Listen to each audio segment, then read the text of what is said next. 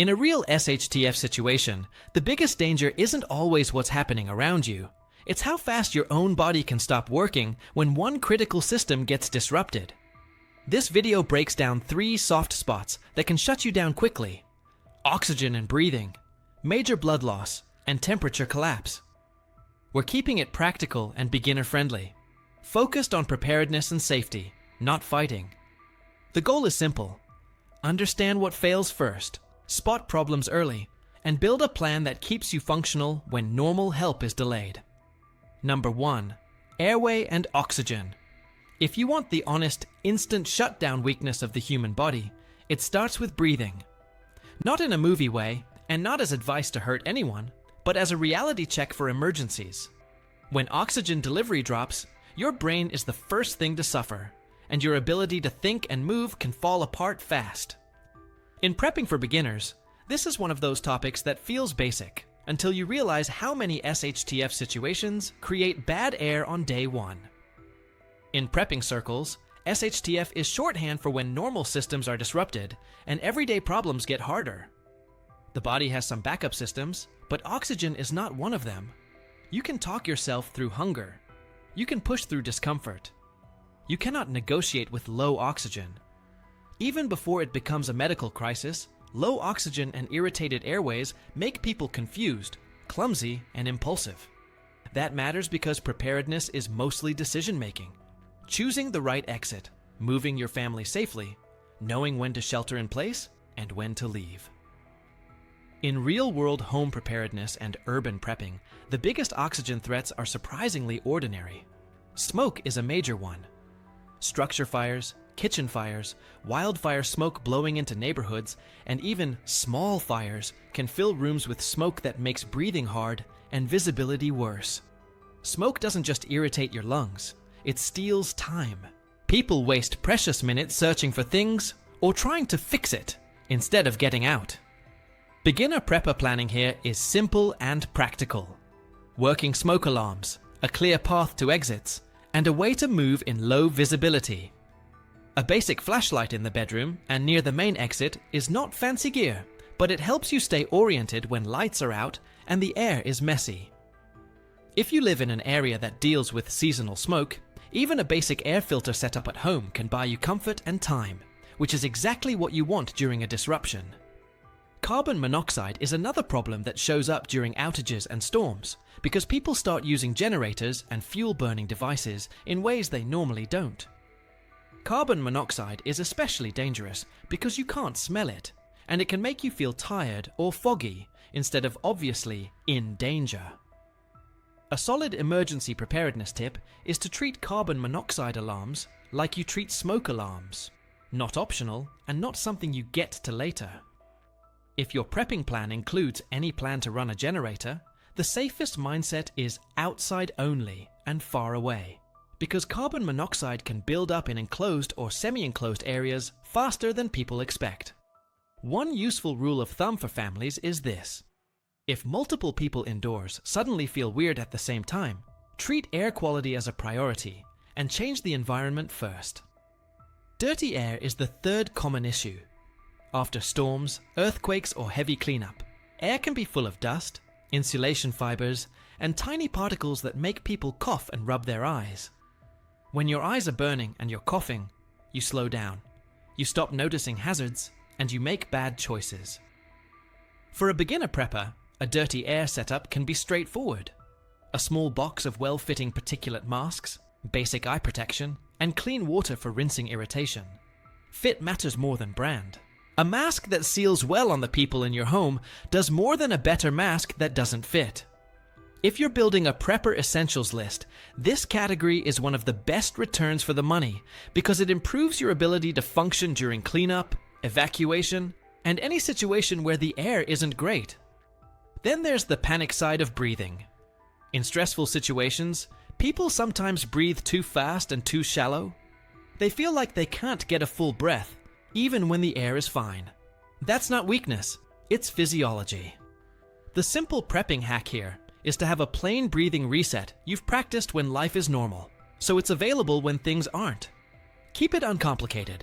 Slow down, aim for a steady inhale, and make the exhale slightly longer. The goal isn't to be calm, like a motivational quote. The goal is to give your brain enough oxygen and stability to make better decisions in the next 60 seconds. That is what preparedness looks like in real life, staying functional while everything is loud and confusing. Family preparedness adds another layer. Personal medical needs don't pause for emergencies. If someone in your house has asthma, strong allergies, COPD, or any breathing condition, your preparedness plan should include keeping prescriptions current, knowing where rescue meds are, and having backups when possible. It also means knowing triggers, like smoke, dust, pets, or mold, because SHTF often forces people into environments they didn't choose. A beginner prepper doesn't need to become a medical expert to do this well. You just need to be organized and consistent. One more practical angle: your heat plan and your air plan are connected. In cold weather outages, people seal up rooms and start burning fuel, lighting candles, or using heaters for longer than usual. That's exactly when air quality problems appear. So, when you think home preparedness, think of it as a system. Heat, ventilation, alarms, and a way to leave quickly if the air turns bad. Preparedness is not one item. It's how items work together under stress. Airway and oxygen is a soft spot because it's not protected by toughness. The strongest person in the room still needs clean air. If you cover this category well, alarms, ventilation, basic masks, and a plan, you're protecting your ability to think clearly, move efficiently, and help other people. Number 2, blood volume and major bleeding. Once breathing is covered, the next fast failure point is blood volume. People often think the big survival threats are starvation and dehydration, and those do matter, but major bleeding is the kind of problem that can turn into an emergency quickly. In disasters, more people get hurt through accidents than through anything dramatic. Falls, broken glass, vehicle crashes, tool mistakes, and cleanup injuries. When systems are stressed, people work tired, take shortcuts, and move through damaged spaces. That combination is where the real risk lives. This is why experienced prepper videos keep circling back to medical gear and training. If someone is seriously hurt, food storage doesn't help today. Water storage doesn't stop bleeding today. What helps today is your ability to control a problem long enough to get real medical care, or at least get the person to a safer situation. Think of it as buying time. You're not trying to solve medicine at home. You're trying to prevent a bad situation from getting worse while you arrange the next step. A lot of beginners already have a first aid kit, but it's usually built for minor issues: small cuts, headaches, basic meds. That kit is still useful, but prepping and emergency preparedness usually needs one more layer: a trauma-focused kit for heavy bleeding. You don't need a giant bag, and you don't need to stock a hospital. You need a few correct items, stored where you can reach them, and the willingness to learn how to use them. The most beginner-friendly approach is to think in plain actions instead of fancy terms. Stop the bleeding is the action. Supplies that support that action include strong gauze, a pressure bandage, medical gloves, and trauma shears for cutting clothing when you need access. Many people also add a quality commercial tourniquet, but that should come with training. Tourniquets can be life-saving when used correctly, and a problem when used poorly, so the smart move is pairing the tool with a class. Stop the bleed training is popular for a reason, because it focuses on the first minutes that matter most. This is general preparedness information, not medical advice, and it is not a substitute for hands-on training or professional care. Prevention belongs in the same conversation, because in SHTF, you can't assume help is close. Simple prepper tips reduce injury risk. Use sturdy gloves when handling debris. Wear eye protection when cutting or grinding. Wear closed-toe shoes during cleanup. And don't do risky tool work when you're exhausted. Fatigue is sneaky. It makes people rush, and rushing creates injuries.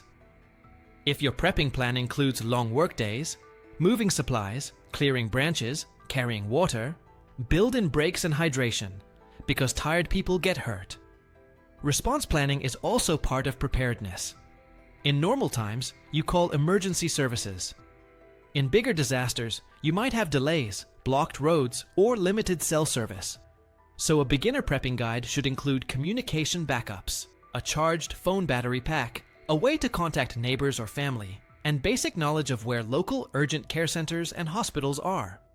It also helps to have a simple written card with key medical information for each family member, especially if anyone takes blood thinners or has allergies, because stress makes people forget details.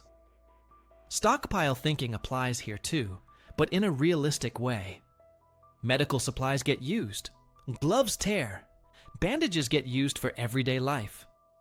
Tape runs out, so treat medical items like batteries, inventory them, replace them, and keep them in a consistent place. A home kit is great, but a car kit matters as well, because accidents happen away from the house. A small grab kit is useful for urban prepping, because you might be moving through rough conditions, and you won't want to run back home for supplies. If you want one practical rule for beginners, it's this. Keep trauma supplies where injuries actually happen, like the kitchen, garage, workshop, and vehicle, not buried in a closet you never open. Another overlooked beginner point is organization. In a stressful moment, your fine motor skills drop. Digging through a random bag feels impossible. Put the key items where you can see them, and keep the kit arranged the same way every time. If you ever need it, you'll be glad you can find gloves, gauze, and a pressure bandage without thinking. The goal is simple. Fewer seconds wasted, fewer mistakes. Major bleeding is a soft spot because it's not about attitude. It's basic biology. Your body needs enough blood to carry oxygen and keep organs working. When that system is compromised, the timeline can get tight. If you prepare for this category with the right supplies and basic training, you're covering one of the most practical, high-impact gaps in beginner preparedness. It's one of those skills you hope you never use, but if you need it once, it's worth everything. Number 3. Temperature collapse. After air and bleeding, temperature is the next big shutdown point, and it's one of the easiest to underestimate. Temperature problems aren't just wilderness issues. They happen in apartments, suburbs, and vehicles. Power goes out in winter. Air conditioning fails in a heat wave. You get stuck during a storm, and suddenly you're exposed longer than you planned. The body has a narrow range where it performs well, and outside that range, the first thing you lose is not muscle strength. It's judgment. That's why temperature belongs in every emergency preparedness for beginners plan. When you're too cold or too hot, you get slower, more confused, and less coordinated. You stop making good decisions. You forget steps. You ignore hazards. That is exactly how small problems turn into big problems. Cold is especially deceptive because it can feel manageable for a while. You might start with mild discomfort, then you get tired, your hands stop working well, and you start doing careless things like walking on unstable surfaces or handling sharp tools without feeling them properly. Staying dry becomes a priority in cold conditions. Wet clothes steal heat fast. Wind steals heat fast. So the beginner version of cold preparedness isn't complicated. Dress in layers, keep a dry spare layer and socks, and plan for staying off cold floors with insulation under you. People forget the ground. If you're losing heat into the floor, you won't stay warm even with a lot of blankets. Home preparedness for cold focuses on one question. How will you stay warm if the heat is off? A practical answer is to plan to heat a smaller space, like one room, instead of trying to heat the whole house. Use blankets, sleeping setups that actually work, and weather sealing that reduces drafts. If you live somewhere with winter storms, a basic vehicle kit with a blanket, gloves, and extra water is also part of family preparedness, because getting stranded doesn't require a huge disaster. It can happen during a routine storm when roads shut down or traffic stops moving. Heat is just as serious, and in many places, it's the more common threat. High heat stresses the body, especially when you're dehydrated or overexerting. Humidity makes it worse because sweat can't evaporate as well, so the body's cooling system gets less effective. Heat also creates a mental trap. People feel pressured to keep working, keep moving, keep solving problems, even when the environment is draining them. A smart preparedness habit is pacing. Work in shorter blocks, rest in shade when you can, and keep fluids consistent instead of waiting until you feel wrecked. If you're sweating a lot, remember electrolytes, because replacing only water is not always enough for long, hot hours. Urban prepping for heat includes specific realities. Pavement and buildings hold heat, and vehicles can become dangerously hot. Shade becomes valuable. Ventilation becomes valuable. Having a way to create airflow, even something as basic as a battery-powered fan, can improve comfort and reduce risk. It's not glamorous gear, but it's effective. At home, if you live in a hot climate, the preparedness mindset is to plan for a cooling strategy, fans, window coverings, and knowing where the coolest space in your home is during the hottest part of the day. A simple indoor thermometer is useful too, because people often don't notice how hot a room has gotten until they start feeling bad. Family preparedness matters a lot here because not everyone tolerates temperature stress equally. Kids, older adults, and people with certain health conditions can struggle sooner. So don't plan around the toughest person in the household. Plan around the most vulnerable person, and then everyone else benefits. The easiest beginner move with temperature is learning early warning signs and taking them seriously. You don't need a medical degree. You just need to notice when someone is unusually confused, dizzy, extremely fatigued, shivering hard, or acting off in a way that doesn't fit the situation. When that happens, shift the plan towards safety. Get out of the extreme environment, adjust clothing, hydrate, rest, and seek professional help as soon as it's available. In preparedness, earlier action is almost always easier than late action. Temperature collapse is a soft spot because it quietly steals your brain power. In an emergency, your best tool is your ability to think clearly and make choices. So the temperature plan is about keeping your body in the range where your brain still works. In cold, prioritize staying dry, blocking wind, and insulating yourself from the ground. In heat, prioritize shade, airflow, steady fluids, and replacing electrolytes when you are sweating a lot.